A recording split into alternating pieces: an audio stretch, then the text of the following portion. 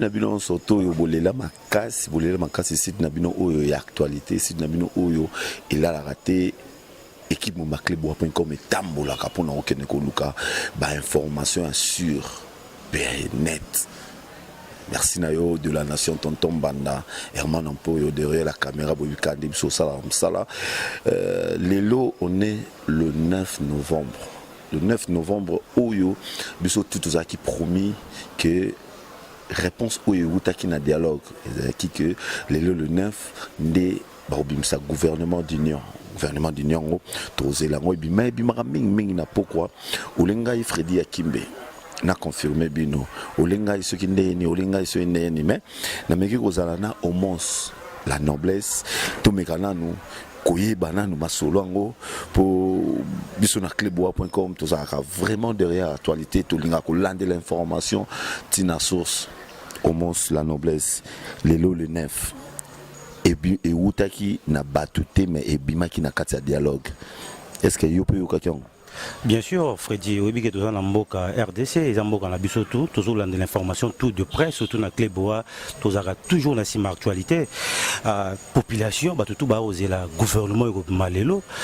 tout na motuna nani ya rokamanani parce que ça motuna aux populations, ça on s'est posé tous les jours. Alors, on peut moni bisopé, toi peut se poser la question par rapport à Makamboana. Par rapport à Makamboana, mais les babi gouvernement d'union. Tout le gouvernement d'union et ça ensemble il y a opposition, majorité et société civile. Est-ce que du côté majorité, tout bas du côté majorité, Excellence Mende, Excellence Bochab, Excellence Thomas Loaka, Excellence Excellence on surtout est-ce que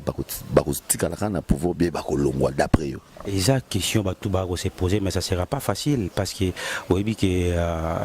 Bandos c'est la dialogue selon opposition Bandos c'est la véritable dialogue c'est-à-dire que ça opposition et puis majorité non opposition bah ça la dialogue mais vrai c'est-à-dire UDPS il faut qu'on se le dise parce que vraie opposition et ça na lolo na Congo ça na ngambo selon population ici quand puis moto alimentaire azali ko ba tout ba ebi mais tout le monde ba sangani na camp est-ce que ba sangana ki pour na dialogue ba ça ki ba bon on a comme c'est ça kaka continuité kaka ba ta majorité parce que bon on a ba opposant bazate parce que Vital Kamerhe ba considéré comme étant ta majorité à bon moment dans la opposition il y a un monde population tout na baloba alors ceux qui dialogue on est misa gouvernement lelo nana aux premier ministre selon majorité bazaki na opposition parce qu'il y a une partie franche opposition bazaki notamment Vital Kamerhe mais population va considérer bata opposition te yango ba na nanya ko kamanani na gouvernement yango to bazela ne groupement lelo Freddy même sous bazoloba ke papa na biso Mokonda à cause de la première ministre sous bazoloba Félix Tshisekedi sous bazoloba Vital Kamerhe. D'ailleurs, Félix Toy qui a na poto, a autant ça ba conférence na poto, azawate, Mokonda Bonza peut-être ba rotsaye pour na ko masquer situation parce que Vital Kamerhe déjà na grand boule population Monica Sopani, a Sopi boule. Vous comprenez selon analyse de la population parce que du tout le baga où la population a penser. Alors ce qui va tirer Mokonda Bonza juste pour la bombe image parce que Mokonda Bonza il faut qu'on se le dise à moi mongala et couvrir moi partout là parce que Mokonda Bonza pas appliquer à la majorité. Vous comprenez dans tout ça il y a très important très utile les alliés côté là et la population arrosée là. Est-ce que le gouvernement yango il aussi les a passé à la population il faut calmer la situation où ils ont déjà que sont pirés du jour au jour. Puis ça la question va retourner. Mais opposant belé pe ba kota ki to mona ki ba lisanga bonganga to mona ki ba José Makila to mona ki moi bazaki mo belé mais fardo au Vital Kamerhe mais peut-être pas ali leader na moko na kata ba leader ba opposant. Bon tous on a la population on a comme si Vital Kamerhe a joué qui opposition on sous opposition autour d'un rassemblement piège pour qu'il nous représente pour un intérêt personnel pour avoir poste et premier ministre mais tout le monde qui déjà n'a beaucoup de bétama déjà yo moko tolo bango qui va proposer mon compte bonza. Pourquoi? Parce que moni que na moya lelo ndenge situation actuelle eza so bâti vital eza pour la robak ça problème le problème. Mais il faut te réfléchir parce que to qui na bata moko eza très très très sensible pour la mboka na biso. D'abord il faut autant l'intérêt à la population. Population aza ko senga nini gouvernement ekobima on tourne ezali gouvernement oyo ekobima lelo est-ce que ba koka ko résoudre ba attente ya population? Parce que le grand problème, c'est qu'on a respecté respect à la Constitution et que le 19 décembre, on a déposé. Le gouvernement, c'est le gouvernement de transition. Bon, ça, la transition par rapport à quoi? C'est ça le problème. Il y a un moment où tout bazar à l'attente, biso tout hôtel, tout zélato, la liste, tout est bas, nana nani pi nana quoi apporter nini, le gouvernement est malelo. Nani a quoi apporter nini, nani a quoi travailler, mais et là au plus compliqué du côté à rassemblement bango balobi baza ko reconnaître dialogue wanate les lots au gouvernement et bimi yo ne mutuza trop côté population les lots dialogue ba reconnaître en côté mais dialogue wana ndezo bimisa lelo gouvernement d'union mais rassemblement et lobi et yebi makambo wanate soki ba okende ko bimisa gouvernement d'union mais ba kende baluka mokonzi mususu oyo akokumba transition ti na élection na hibité na côté wana yo ndimolani Freddy obi motmora maïla mboka na biso le professeur Lia au paix à son âme aibisaka le fait maréchal Mobutu Boye monter il restera toujours quelque chose ozomona tozomona comme si bazo sakalande na population parce que tant au rassemblement aza aboyi makamona to esami una na quand iska basala ki ba dialogue na bango koto ya majorité ba ko insister que gouvernement ekobima eza gouvernement ko ta luchi ya dialogue basala ki ozomona te baloba tant banzoko ba obunda nini yo ka pasi matiti donc c'est à dire population va continuer à souffrir mais le retour singa n'attend au les ya otalaka majorité opposition parce que discours on a discours démagogique to banda au Congo depuis kala ils attendent où il faut les politiciens ba comprendre qu'ils attendent où population pour se prendre en charge ceux qui va comprendre la réalité parce que tout à molaka tout qui n'aura par-ci par la population est allée au ka penser à population n'a pensé ils a bato opposition à la majorité est différent mais or que l'on ko vendre ça ma solo le lamboka la personne qui a respect à la constitution sur tout le plan alors n'attend que balobi que moi va organiser l'élection exacte il faut juste gouvernement en transition mais il faut pas se concerter qui fera quoi ils ont un camp opposé un camp majorité parce que ceux qui baso kosana ils ont bateau basé en rassemblement ceux qui ba ko loba makamo ba ko loba ceux qui pour l'intérêt à la population tant mieux ils ont un camp majorité ceux qui ba pour l'intérêt à la population tant mieux mais ceux qui ba kosi mais histoire ko rattraper bango tout le monde makambo et ça ma au Burkina Faso on risque que ça parce que ce qui va se passer dans ba jour ezoya tout le monde va y battre. Alors, il faut pas réfléchir ma casse dans le gouvernement et malheureux il faut pas qu'il parce qu'il y a un gouvernement là tous les enjeux. Ce qui est bimi et qui va résoudre le problème de la population, ça va encore nous créer tant de problèmes. Ils doivent faire très attention parce que Congo les amis balé de toi RDC moko to anango ou ils aussi même yo Freddy Akimbe pour ça Moussa non tranquille il faut qu'il y ait la paix même bandeko bana libana mboka ba Holanda biso ba aussi la paix parce que bana bandeko awa et on doit aussi à tous les deux côtés ba réfléchir surtout bato ba robima ba ebaki population misu na bango za liko na bango Ezaki flash ndenge lelo to sololi ezate ke émission oyo ngana yo yamba au moins sube au moins so yamba ngate ezaki ka flash pona ko informer na bino nyon surtout peuple congolais partout bozali ke gouvernement na biso gouvernement d'union ezobima lelo nani akozala to nani akozala te partage de pouvoir ngo ekozala ndenge nini est-ce que bango nyonso bakozala est-ce que s'occuper bango bakoti c'est vrai que bako travailler pour mangamango za drôle au moins na tuni opé moi mais tout na mingi tandis que ça paye émission tes flash ou tout ça ko informer batou goût ba comprendre actualité parce que après ba réalité monsieur ça ba actualité ya vrai na tebo o ngala Freddy Akimbe to ko luka pito ko pesa population pas tout ça ra musala pour la ko informer bango pour la ko informer ndenge zali mais makamango ezalaka moi ndenge bako ganga libanda bako pesa bango pouvoir to tokomona makambo malonga te oyo ndeko na ngai ndeko Eliezer alobaki ke azalaka libanda alobaka mingi bapesi yango lelo tozomona bimona bazosomba bandako bazotonga ba immeuble bazosala nyonso tobolimisanga na kote wana nayebi te ndeko Omos tubeta ancien c'était place wana tozape ba congolais lelo tozotalela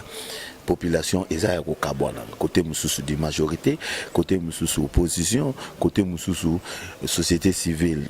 siko nani oyo akotia population nyonso to asangisi bango bakoma moko ezara respect ya constitution moteko sa bango bakoma moko c'est-à-dire tango respect ya constitution ezali respect ya parole respect ya makambo ekomami yango moto kosala ke moto na moto esika azali abanga pe ya tosa parce que Freddy kobo santé biso towana kati ya mboka oyo oyebi crise ozoleka leo na mboka crise eza blague te ya somo na ba dollar ezomata transport komi pasi embouteillage partout dans le Congo. Mais collier, pas collier, c'est tout un problème. Et comme luxe. Pour ça, la provision, il faut avoir de l'argent. D'abord, oui, que bon, parce que bateau, ba au Kambalelo, gouvernement, c'est quoi kala. Gouvernement n'est quoi, ba signé, ba n'était pas bon bima. Ils ont fonctionné, ils ont banni les bébés, ba souffrir. Le même la banda, pour monter foutanda, soit locataire, c'est tout un problème. C'est-à-dire sur le plan social, on est vraiment par terre. Alors que force yamboka partout dans le monde et la sociale n'est population pas vivre les lots difficultés souffrance c'est ça au sakanate na mboka na biso yango to lo bakeno muta ko vandisa masolo d'abord ezara constitution wana et otala mwana moke mokolo te mutu tout rang social te makambo ekomami na kati zaki ba vandaki ba sololi yango il faut to bana d'abord ko respecter yango eza yo non za journaliste bo Freddy Akembe même nga Omos eza Pichu Manga eza de la nation tout ils ont tout dans le gouvernement faut respecter yango c'est simple comme bonjour alors du fait que tâtonnement ils par rapport à respect à la constitution c'est ça qui nous crée des problèmes yango autour le bakeno il faut d'abord avoir une vie sociale à Congolais puis passer à la population tout le monde dans la deuxième république population qui divisée à des ndongo autour loba toi qui na classe mort qui classe bateau bazwa bataba griffe mais le bazar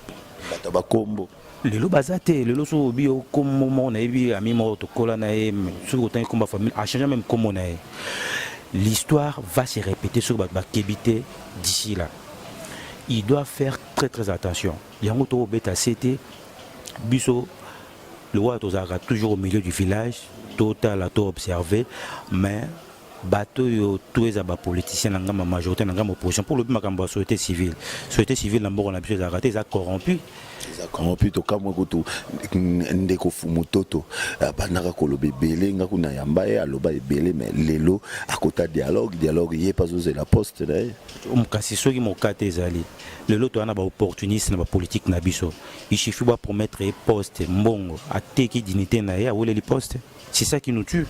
alors to lingité qui m'a ramené ça là mayango to senga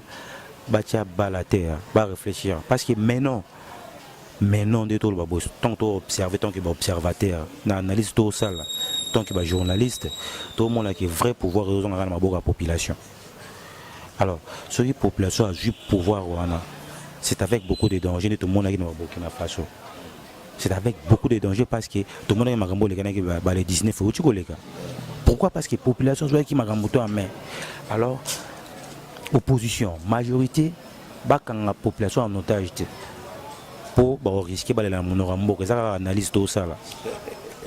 et ça analyse en tout cas au moni maramon na lobara ote akimbe yo lobara mabe lobara bomoni susu au moins ninga lobi c'est pas le bini mabete atika ka vérité et ça analyse tozo loba biso za au milieu du village en tout cas nganaza na opposition te na majorité te makamwana etala ngate ngana zali kaka au milieu du village majorité benga na kei na sali musala opposition benga na kei na sali musala société civile benga na kei na sali musala surtout ya population de na hande na ngambo wana au moins to komi na suka lelo ba retenir nene pour lelo le 9 novembre ba retenir nene oyo comme message fort oyo pesa le temps que Mupandi Sango, le temps que population peut mon pays à Congolais. Et c'est d'abord un peuple mûr doit d'abord compter sur sa propre force. Lumumba lobaki histoire à Congo biso moko ba congolais photo beta yango exactement il faut prendre biso moko makambo en main moto ko sa moninga azate mais qui mieux parce que toi on a pour ça ba congolais ba koufi déjà belé on veut pas que pour gouvernement mi ba koufi to quoi to garder deux pieds sur terre tout c'est considéré partout bisika tozali mais to fungola misu c'est à dire to prendre conscience parce que exactement yango ndem te koki c'est maintenant ou jamais mais to garder deux pieds sur terre mais biso na clé boa toi ko bisa bande retour base a toujours branché na clé boa parce qu'à travers clé boa to ko luka ben information tout comme on a coin tout et aux ala car rapport informer bango mais surtout tout en étant vigilant. Merci. Vigilant ndenge omo salobi vraiment boyoki le kamango biso vraiment au moni flash auto sali eza analyse par rapport to informer pe binoke lelo le 9 novembre 2016 où il va promettre que le gouvernement il fait bima gouvernement d'union donc le gouvernement où ils ont rassemblé bangonio surtout bafanda na kiti moko pour na table moko plutôt pour basala makambo et sengeli pour na élection et en 2018.